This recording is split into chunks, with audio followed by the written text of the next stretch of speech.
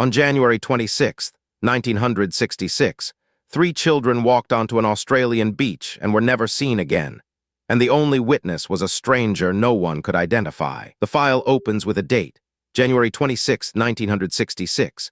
Glenelg Beach, South Australia, a summer day. Jane Beaumont was 9 years old. Her brothers, Arnna and Grant, were 7 and 4. Their parents dropped them at the beach for the afternoon while they ran errands nearby. Standard practice.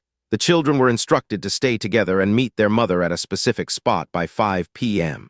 That instruction mattered. It was never followed. By 5 p.m., the children were gone. Their mother, Marjorie Beaumont, arrived at the meeting point and found nothing. No note, no sign of struggle, just empty sand. She waited, then she searched, then she called the police. Within hours, the case had transformed from a missing persons report into something larger, a full-scale search that would grip the nation. But here's what the record shows: no body was ever found. No ransom demand. No credible sighting. Nothing but questions. Within days, police had assembled one crucial detail. A man described as middle-aged, dark-haired, weathered, had been seen speaking with the children on the beach that afternoon.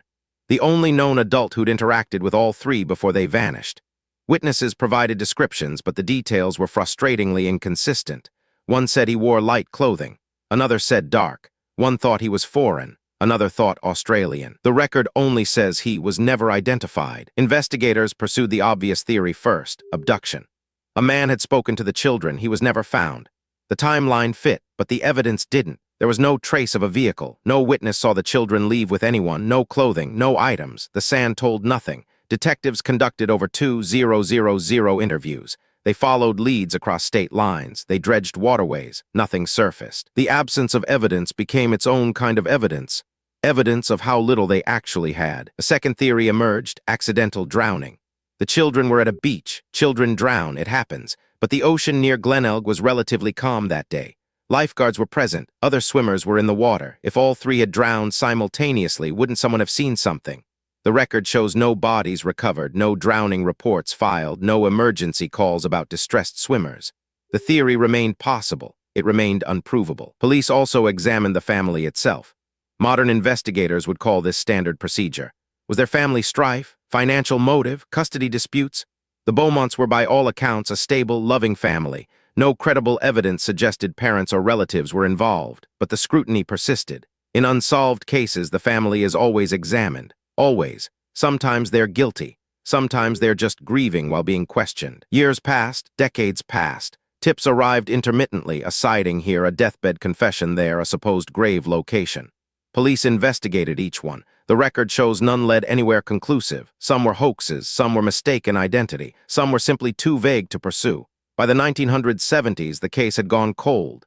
By the 1980s, it was archival. By the 1990s, it was folklore, a cautionary tale about how thoroughly people could vanish. Then in 2012, a woman came forward. She claimed to be the surviving Beaumont child, that she'd been taken as a child, raised under a false identity, and had finally recovered her memory. The claim was explosive. DNA testing was offered. The woman withdrew before results could be finalized. She later recanted. The record shows no evidence supported her account. But for a moment, the case had come alive again. Hope and doubt fought for dominance. The Beaumont case remains technically open. South Australian police maintain a cold case file. New leads are still logged. But the record shows no major breakthroughs since the 1960s. No bodies identified. No perpetrator charged. No confession deemed credible. What began as a simple afternoon at the beach became a permanent mystery, one that reshaped how Australia thought about child safety, stranger danger, and the limits of police investigation. So we return to the original question: what happened to Jane, Arnna, and Grant Beaumont? The record doesn't answer it. Investigators considered abduction, drowning, family involvement, and accident. None were proven. None were definitively ruled out.